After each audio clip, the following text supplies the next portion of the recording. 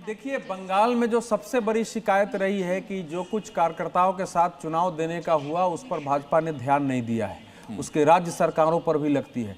तो यहाँ दो घटनाएं मुझे दिख रही है। एक तो स्वयं प्रधानमंत्री का जाना, जो उस प्रदेश में चुना गया हो कि सबसे उम्र वाले हमारे कौन से सदस्य हैं जो पहले बने हैं, उनको लाके मंच पर मुख्य पंक्ति में बिठाना, फिर उनको शॉल से उनको सम्मानित करना, प्रधानमंत्री स्वयं पैर उनका छू रहे हैं।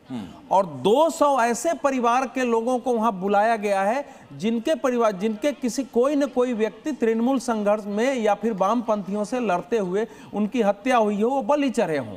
तो ये बहुत बड़ा मैसेज होता है और इससे पता चल रहा है। तीसरा इसका जो मैसेज है वो है कि बंगाली अस्मिता की जो बात उठ रही है, तो वो हमारे सबसे बुजुर्ग हैं, प्राइम मिनिस्टर उसको सम्मानित कर रहे हैं। इसलिए कोई बांग्ला और बंगाली को स्वीकार करने का कोई भाव नहीं है। बहुत बड़ा मैसेज है। इस प्रकार का मैसेज आपको आजकल किसी पार्टी में नहीं मिलेगा। कोई पैर छुए इस प्रकार से आती ही नहीं। पार्टी की अपनी एक विधा होती है, पार्टी का अपना एक कल्चर होता है जो हमने सामने दिखाई पड़ रहा है कि बुजुर्गों का सम्मान, जिनकी मेहनत के बूते आपकी जमीन तैयार हो पाए प्रदेश के अंदर, आप उनको उनका हक दे रहे हैं। नहीं, बेशक। इससे देखिए, आप किसके कर रहे हैं। एक व्यक्ति है जो बुजुर्ग है, जिसने पार्टी के लिए सारा जीवन दिया हुआ है, उसका जब सम्मान किया जाता है तो पार्टी के तमाम लोगों का उससे उत्साह बढ़ता है। और पार्टी के तमाम लोग जो हैं, जो फ्रिंज पे भी होते हैं, वो भी आके फिर जुड़ने की कोशिश करते हैं। तो ये जो ऑप्टिक्स हैं, ये सिर्फ इसलिए नहीं है कि यहाँ सम्मान किया जा रहा है, इसके जो मैसेजिंग है वो बहुत दूर तक जाता है। और ये चीज़ें जो है, मैं समझता हूँ कि बीजेपी भी जो यहाँ पे दिखा रही है और ये सारी चीज़ें की जा रही है शपथ ग्रहण से पहले, इसका जो पूरा असर है ये पूरे बंगाल पर पड़ेगा। देखिए, अभी मैं बंगाल में रिजल्ट से पहले और रिजल्ट के बाद बात कर रहा था। वहाँ एक चीज़ जो रही है, बड़ी ज़बरदस्त दहशत रही है हर जगह। और वह खास करके पश्चिम बंगाल का जो पश्चिम क्षेत्र रहा है, पुरुलिया के आसपास के 9 जिलों में टीएमसी को एक भी सीट नहीं मिली है। तो ये सारी चीज़ें जो है, और जब ये सारी चीज़ें यहाँ से जुड़ती है तो उसके जो मैसेज जाती है, तो उससे लगता है कि नहीं, एक परिवर्तन जो हुआ है या हो रहा है वो वाकई एक कहीं इनको अंजाम पे ले जाएगा। क्योंकि देखिए, बंगाल में सिर्फ यही नहीं है कि उनके सिर्फ यही भूख है कि उनको सम्मान मिले, उनके लिए सबसे बड़ी समस्या रही है। और ये बंगाल के, मैं समझता हूँ कैबिनेट के पहले मीटिंग में शायद ये किया जाएगा कि बंगाल का जो इकोनॉमिक पैकेज है वो किस तरह से डेवलप किया जाएगा, उसमें सेंटर का कितना हिस्सा रहेगा जो पिछले 2-3 सालों से नहीं रहा है। ये सारी चीज़ें उसमें सामने आएगी। और बंगाल का वो इकोनॉमिक पैकेज इसलिए भी बहुत महत्वपूर्ण है क्योंकि शांतनु गुप्ता जी, एक सवाल लोगों के मन में ये भी है कि जो अब राज्य स्तरीय योजनाएं ममता बनर्जी की सरकार में चल रही थी, जिसमें कटमनी का एक चलन था, जो लोगों का आरोप था कि योजनाएं में जो पैसे आते उसमें से भी कटमनी निकल जाता है, क्या वो योजनाएं चलेंगी, जारी रहेंगी, या फिर उनको रोका जाएगा? और केंद्र की जो योजनाएं, प्रधानमंत्री ने जिक्र किया था कि सबसे पहले कैबिनेट में आयुष्मान योजना हम लागू करेंगे। देखिए, जैसे मैंने पहले कहा कि ममता बनर्जी बंगाल को रिपब्लिक ऑफ बंगाल की तरह चलाती थी और बहुत सारी सेंटर की स्कीमें स्टेट तक नहीं आती थी at the loss of the people of Bengal.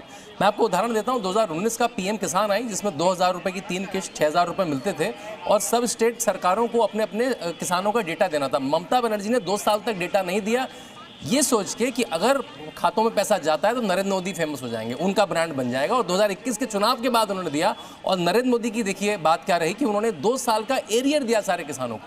तो मेरे ख्याल से ये जो डबल इंजन सरकार है, इसका सबसे बड़ा है कि भी सेंटर की स्कीम है तो लोगों के हितों में जाएगी, बिना करप्शन के जाएगी, डीबीटी के थ्रू जाएगी, डायरेक्ट खाते में जाएगी, डेटा सेंट्रलाइज होगा।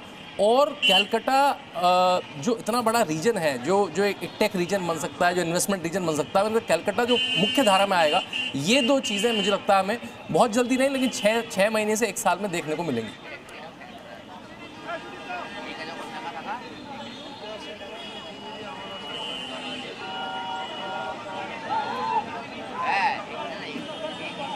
तो ये 3 तस्वीरें हम इस वक्त दिखा रहे हैं, तमाम मेहमान जो हमारे साथ बने हैं उनसे हम बात भी करेंगे, लेकिन 3 तस्वीरें आप देखिए परेड ग्राउंड से, ये सीधी तस्वीरें। और 11:20 का वक्त इस वक्त हो चुका है। कुछ ही देर में शपथ ग्रहण समारोह भी शुरू होगा और शपथ ली भी जाएगी। एक बात को लेकर जो कौतूहल सबके मन में है वो ये है कि भाई क्या डिप्टी सीएम का फॉर्मूला पश्चिम बंगाल के अंदर देखने को मिलेगा या नहीं मिलेगा? डिप्टी सीएम अगर बनते हैं तो क्या वो कितने डिप्टी सीएम होंगे? क्या 2 डिप्टी सीएम पश्चिम बंगाल के अंदर हो सकते हैं? अगर 2 डिप्टी सीएम पश्चिम बंगाल के अंदर बनाए जाते हैं तो कौन सी इक्वेशंस हैं जिनको की बैलेंस करने की कोशिश की जाएगी? उसके बाद फिर कौतूहल लगातार बना हुआ है मंत्रिमंडल के चेहरे को लेकर के। हालांकि हमारे एक मेहमान ने अपने एक दोस्त का नाम रेफर भी किया कि वो चाहते क्या है, किसको देखना चाहते हैं, लेकिन बीजेपी क्या चाहती है, राज्य की जरूरतों के हिसाब से क्या फैसला लिया जाता है? क्योंकि शुभेंदु अधिकारी का सीएम पद के लिए निर्वाचित होना, विधायक दल का उनका पूरा समर्थन मिलना इस बात की जरूरत भी बताता है कि शुभेंदु अधिकारी टीएमसी के पूरे कार्यकाल को, उनकी कार्यप्रणाली को बेहतर तरीके से जानते हैं, समझते हैं और एक मजबूत नेता की जरूरत है इस वक्त पश्चिम बंगाल के अंदर नेतृत्व को संभालने के लिए। अवधेश जी, यही एक बड़ी वजह रही शुभेंदु अधिकारी का निर्वाचित होना, उनका चयन किया जाना विधायक दल की वजह से, एक मजबूत आदमी हो जो पुराने सारे तरीकों को जानता हो और नई सोच जिसके पास हो। देखिए, पहले तो जो डिप्टी सीएम की आप बात कर रहे हैं, जहां भारतीय जनता पार्टी की अपनी सरकार है जी, वहां नॉर्मली डिप्टी सीएम की परंपरा नहीं है। आप देखेंगे जहां भारतीय जनता पार्टी के गठबंधन के साथ सरकार है ज्यादातर, वहां डिप्टी सीएम हुआ है। अब जहां बीजेपी की सरकार है वहां तो डिप्टी सीएम है नहीं, तो मुझे इसकी उम्मीद कम है कि बंगाल में कोई डिप्टी सीएम बनेगा।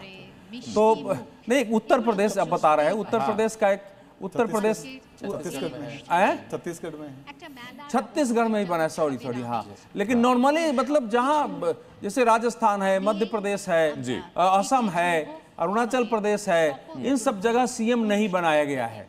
उत्तर प्रदेश की एक विशेष तो हो सकता है, लेकिन मुझे इस समय तो 4-5 लोगों का अगर शपथ है तो आज इसका निर्णय भी नहीं हो सकता है। मूल बात इस समय यह था कि मंत्रिमंडल का शपथ ग्रहण के बाद जो तात्कालिक रूप से संदेश देना है लॉ एंड ऑर्डर के प्रॉब्लम में, दूसरा जो प्रशासन का वहां शुद्ध राजनीतिकरण हुआ है उसको कैसे संभालना है, जो तीसरा है कि पूरे प्रदेश में यही वजह भी रही है कि मुख्य सचिव समेत तमाम अधिकारियों को निर्देश दिए गए हैं कि किसी भी सचिवालय से कोई भी फाइल जेरोक्स तक नहीं की जाएगी। फाइल बाहर जाने की बात तो दूर है। आज विधानसभा में जो रात जो बल्ब जल रहा था वो सब केसरिया रंग का एक ही दिन में हो गया है। हाँ। और आपने देखा है कि नवन्ना जो सचिवालय है वहां के कर्मचारियों ने बीजेपी की जीत की खुशी मनाई, जो प्रायः नहीं होता है।